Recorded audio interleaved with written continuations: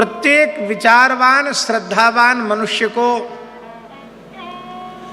अपना मानव जन्म सफल बनाने के भाव से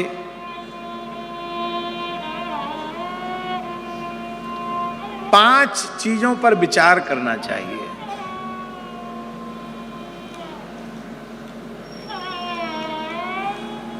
और पांच प्रश्नों पर जिसने विचार कर लिया वो किसी वर्ण का हो, ब्राह्मण हो चाहे चांडाल हो, स्त्री हो या पुरुष हो, बालक हो या वृद्ध हो, ब्रह्मचारी गृहस्थ वानप्रस्थी सन्यासी, कुछ भी हो, किसी भी वर्ण का हो, किसी भी आश्रम का हो, जिस भाग्यशाली मनुष्य ने इन पांच प्रश्नों का उत्तर खोज लिया, समझ लिया, उसका मानव होना सफल हो गया। और सबसे बड़ी बात यह है कि जीव के कल्याण में न तो कोई जाति बाधक है, न कोई शरीर बाधक है, न कोई अवस्था बाधक है, और न ही कोई व्यवस्था बाधक है।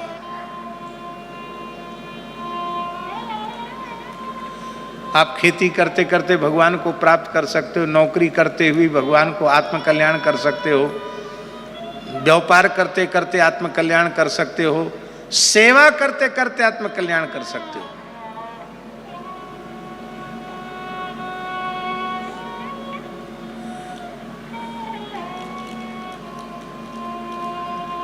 कोई काम छोटा नहीं और कोई काम बुरा नहीं।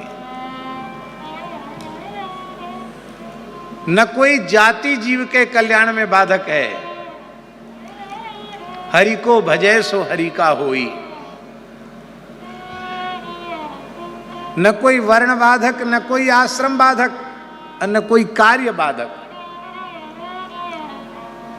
बस वह धर्म नियंत्रित होना चाहिए।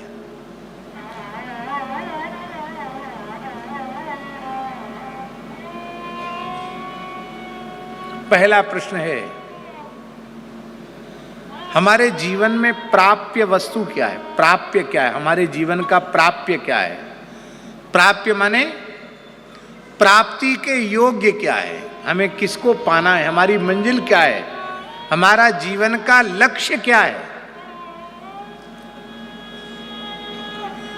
इस पहले प्रश्न का उत्तर है स्वामी जी कि जिसको पाने के बाद फिर कुछ भी पाना शेष न रह जाए वही प्राप्य हो सकता है। और इस धरती से लेकर ब्रह्मलोक तक ऐसी कोई वस्तु नहीं है, इस धरती से लेकर रसातल पाताल तक ऐसी कोई वस्तु पूरे भुवन कोश ब्रह्मांड में नहीं है जिसको पाने के बाद फिर कुछ पाना शेष न रहता हो। इस सब कुछ पाने के बाद फिर भी पाना शेष रह जाता है, किंतु भगवत प्राप्ति होने के बाद फिर कुछ भी पाना शेष रह नहीं जाता है। इसलिए प्राप्य का स्वरूप है, प्राप्य है हमारा आराध्य उपास्य परमात्मा। उसे अपना आत्मा कह दो, परमात्मा कह दो, राम कृष्ण नारायण कह दो, जो आपका आराध्य उपास्य है वह प्राप्य है। जिसको पाने के बाद फिर कुछ भी पाना शेष न रह जाए वो प्राप्य है। यम लब्ध्वा चापरम लाभम मन्यते ततोधिकम।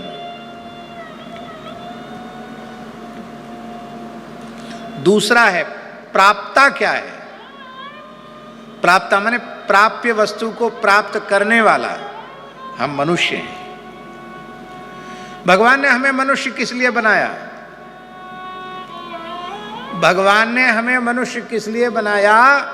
इस प्रश्न का सीधा साधा सरल उत्तर है, अपने चरण कमलों तक पहुंचने के लिए ही भगवान ने हमें मनुष्य बनाया है।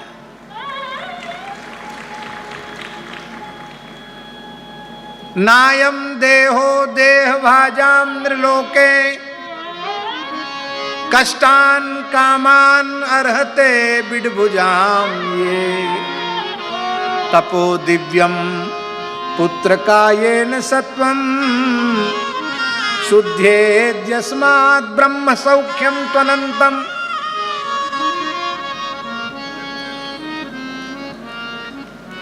शुअर कुत्ते आदि जिन भोगों को भोग रहे हैं, उन नारकीय भोगों को भोगने के लिए भगवान ने हमको मनुष्य नहीं बनाया है। अपने चरण कमलों तक पहुंचने के लिए हमको मनुष्य बनाया है। संत रैदास जी का नाम सुना है आप लोगों ने? संत रविदास जी, संत रैदास जी,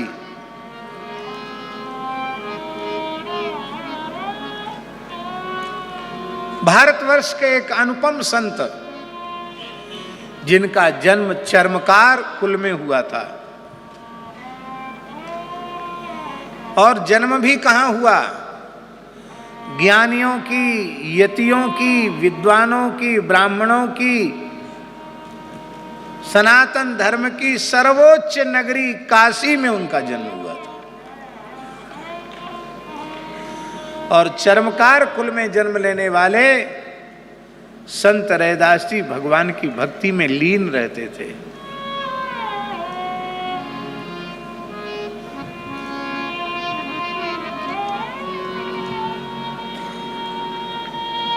रोज 3 बजे, प्रातःकाल 3 बजे, ठीक 3 बजे पंचगंगा घाट पर श्री गंगा जी में गोता लगा लेते थे रैदास जी।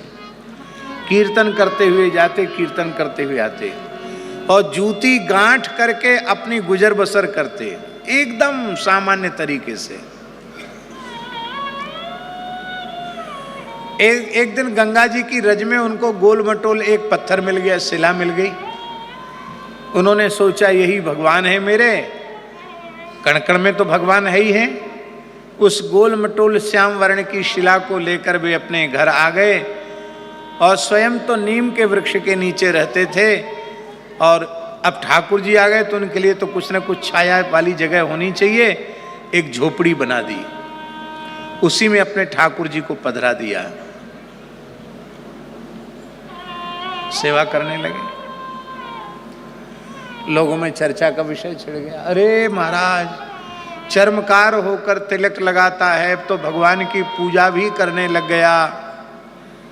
और इतना विरोध शुरू हो गया रैदास जी की पूजा का कि काशी नरेश के कान भरे गए। काशी नरेश से कहा गया, महाराज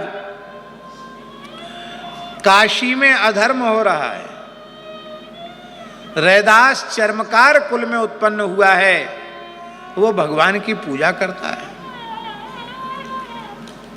जानते हो इसका परिणाम क्या होगा? त्रीणि तत्र भवन्त्येव दुर्भिक्षम मरणम भयम, या तो अकाल पड़ जाएगा, या महामारी फैल जाएगी, या कोई भयंकर भीषण भयकारी विप्लवकारी घटना घटेगी जो आपके संभालने से भी संभलेगी नहीं। राजा भी घबरा गया। बहुत ध्यान से सुने, हम प्राप्ता का स्वरूप बता रहे हैं। जीव भले ही वो चाहे जितने निम्न कुल में पैदा हुआ हो, यदि साधन में लगा है तो भगवत प्राप्ति होनी है, अवश्य होनी है। राजा ने दरबार में बुलाया, बोले भाई हमने सुना है कि तुम भगवान की पूजा करते हो।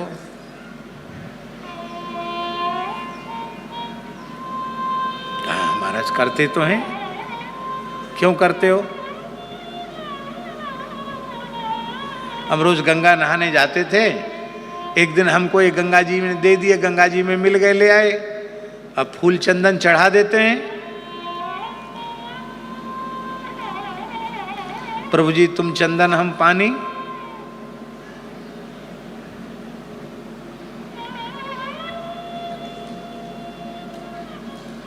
हम कहीं किसी मठ मंदिर की मर्यादा को भंग तो नहीं कर रहे हैं। हम भगवान के हैं और भगवान हमारे हैं, तो हमें कण कण में भगवान हैं। हमने किसी शिला में भगवान को स्वीकार कर लिया और वहां हम सेवा करते हैं, तो इसमें आप लोगों को इतनी परेशानी नहीं होनी चाहिए। ब्राह्मणों का नहीं, बिल्कुल नहीं, तुम नहीं कर सकते पूजा, तुम्हारा इस जाति में जन्म हुआ, तुम पूजा के अधिकारी नहीं हो। ये सब भगवान की लीला है, इसमें रैदास जी कारण नहीं है। भगवान रैदास जी की महिमा को उजागर करना चाहते हैं। राजा ने फैसला दिया, काशी नरेश ने। ये ठाकुर जी रख देते हैं रैदास जी के सिंहासन पर, और पहले मौका मिलेगा ब्राह्मणों को वेद मंत्र पाठ करके ब्राह्मण बुलावें, जिसके बुलाने से ठाकुर जी चल के आ जाएं उसको पूजा का अधिकार है, और जिसके बुलाने से नहीं आवे उसको पूजा का अधिकार नहीं है।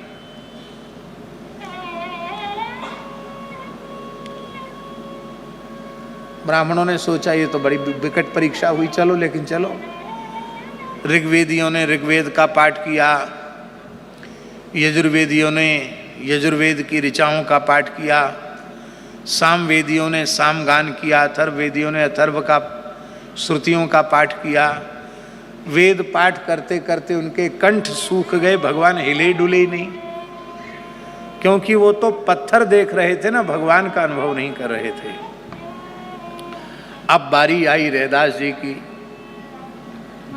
आप बुलाइए। ब्राह्मण सोचते थे कि इनके बुलाने से भी नहीं, हमारे बुलाने से नहीं आए तो इनके बुलाने से कैसे आ जाएंगे। और रैदास जी ने अपना तान पूरा संभाला, रो रहे हैं, गा रहे हैं रैदास जी।